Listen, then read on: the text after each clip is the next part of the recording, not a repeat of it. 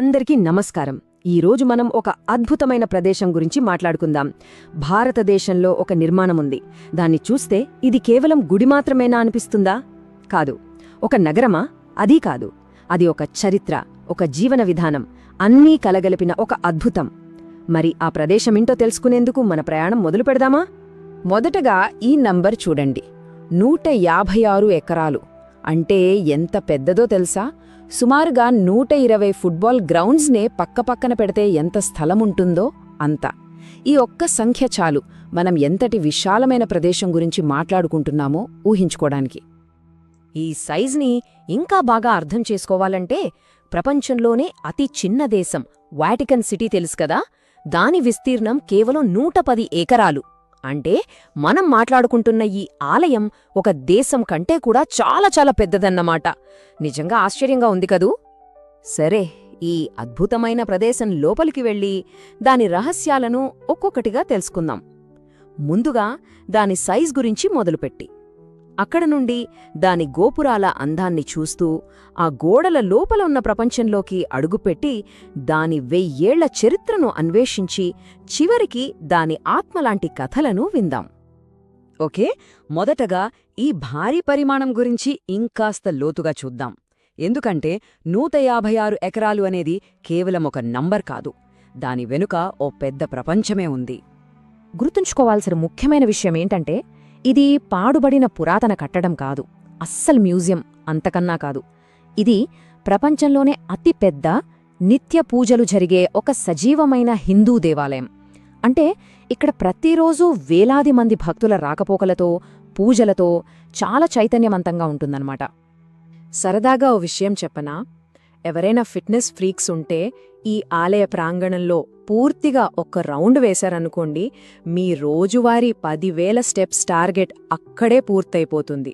ఎందుకంటే మొత్తం నడిస్తే దాదాపు 13,000 అడుగులు వేసినట్లు అవుతుంది. అంత విశాలమైన ప్రాంగణమిది. ఇంత పెద్ద ప్రాంగణంలోకి అడుగు పెట్టగానే మనల్ని కట్టిపడేసేవేంటో తెలుసా? ఆ ఆకాశాన్ని తాకుతున్నాయా అనిపించే అంత గంభీరమైన గోపురాలు. అందుకే దీన్ని ఒక గోపురాల నగరమని కూడా పిలుస్తారు. ఈ ఆలయ ప్రాంగణంలో 1 కాదు, 2 కాదు, ఏకంగా 21 భారీ గోపురాలున్నాయి. ఒక్కసారి ఊహించుకోండి, మనం ఏ వైపు చూసినా ఒక అద్భుతమైన కళాత్మకమైన ద్వారం మనల్ని ఆహ్వానిస్తున్నట్టు ఉంటుంది. ఆ 21 గోపురంలో ఒకటి మాత్రం అదిరిపోతుంది. దాని పేరే రాజగోపురం. పేరుకు తగ్గట్టే అది నిజంగా గోపురాలకే రారాజు. అన్నింటికంటే ఎత్తుగా, టీవీగా నిలబడి ఉంటుంది. మరి దీని ఎత్తెంతో తెలుసా? ఏకంగా 236 అడుగులు.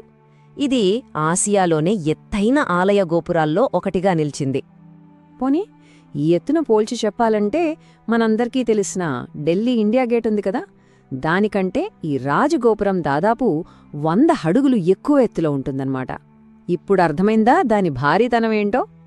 సరే, ఆలయం సైజు, దాని గోపురాలు అన్నీ అద్భుతమే.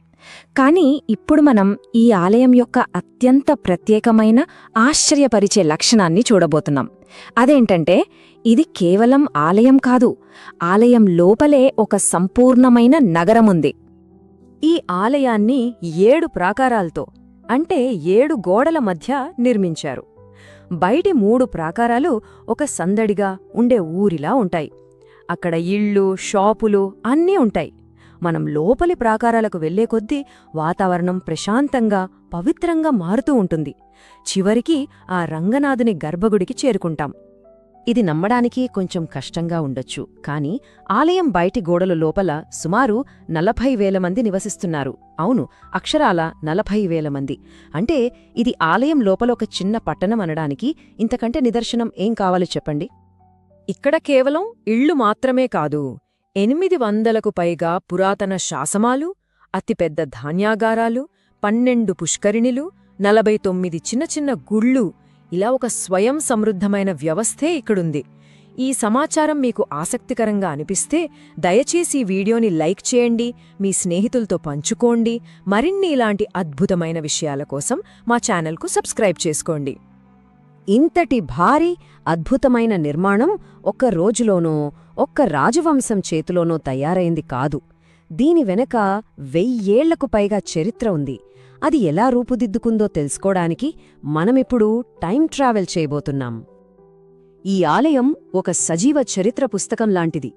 9వ శతాబ్దంలో చోళులు పునాది వేస్తే ఆ తర్వాత వచ్చిన పాండ్యులు, హొయసలలు, విజయనగర్ రాజులు ఇలా ఎన్నో సామ్రాజ్యాలు తమదైన శైలిలో దీని తీర్చిదిద్దాయి. 1000 సంవత్సరాలకు పైగా ప్రతి తరం ఈ అద్భుత నిర్మాణానికి తమ వంతు సేవ చేశారు. అందుకే అంటారు, ఇక్కడి ప్రతి నిర్మాణ శైలి ఒక యుగం యొక్క కథను చెబుతుంది. ఇది రాతితో చెక్కిన ఒక టైం మెషీన్ లాంటిది అని. ఇక్కడి ప్రతి రాయి ఒక కథ చెబుతుంది, ప్రతి స్తంభం ఒక చరిత్రను మన కళ్ల ముందు ఉంచుతుంది. నిర్మాణం, చరిత్ర అన్నీ బాగున్నాయి, కాని ప్రతి గొప్ప కట్టడానికి ఒక ఆత్మ ఉంటుంది. ఈ ఆలయం యొక్క ఆత్మ దాని వెనుక ఉన్న పురాణ గాథలు, చారిత్రక కథలు. ఇప్పుడు ఆ కథల ప్రపంచంలోకి వెళ్దాం.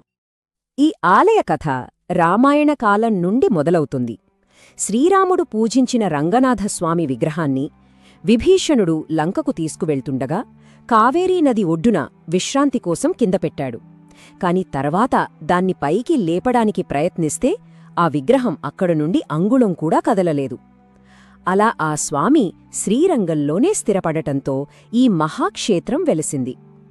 ఇది కేవలం పురాణ గాథ మాత్రమే కాదు, చరిత్రలు కూడా ఎన్నో త్యాగాలు, ధైర్య సాహసాలతో కూడిన కథలు ఈ ఆలయంతో ముడిపడి ఉన్నాయి. 14వ శతాబ్దంలో ఆలయంపై ఒక భయంకరమైన దాడి జరిగినప్పుడు జరిగిన ఒక సంఘటన గురించి ఇప్పుడు తెలుసుకుందాం. ఆలయాన్ని నాశనం చేయడానికొచ్చిన ఆ సేనాధిపతిని ఎదుర్కోవడానికి వెళై అనే ఒక ఆలయ నర్తకి ముందుకు వచ్చింది.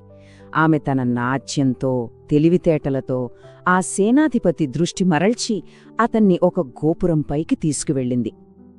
అక్కడ ఆమె ఆ సేనాధిపతిని గోపురంపై నుండి కిందకు తోసేసి ఆలయాన్ని రక్షించింది. కాని అదే సమయంలో తను కూడా అక్కడి నుండే దూకి ప్రాణత్యాగం చేసింది. ఆమె త్యాగానికి గుర్తుగా ఆ గోపురానికి వెಳ್ಳై గోపురం అంటే తెల్ల గోపురం అని పేరు పెట్టారు. అది నేటికీ ఆమె స్వచ్ఛమైన త్యాగానికి ప్రతీకగా తెల్లగా మెరుస్తూ ఉంటుంది. చివరగా ఈ ప్రశ్నతో ముగిద్దాం. శ్రీరంగం అనేది ఒక ఆలయమా, ఒక నగరమా, లేక వేల సంవత్సరాల చరిత్రను తనలో దాచుకున్న ఒక టైం క్యాప్స్యూలా? బహుశా ఇవన్నీ కలిస్తేనే శ్రీరంగమేమో. దీనిపై మీ అభిప్రాయమేంటో కింద కామెంట్స్లో తప్పకుండా తెలియచేయండి. ఈ అద్భుతమైన ప్రయాణంలో నాతో పాటు వచ్చినందుకు ధన్యవాదాలు. మరో ఆసక్తికరమైన అంశంతో మళ్ళీ కలుద్దాం.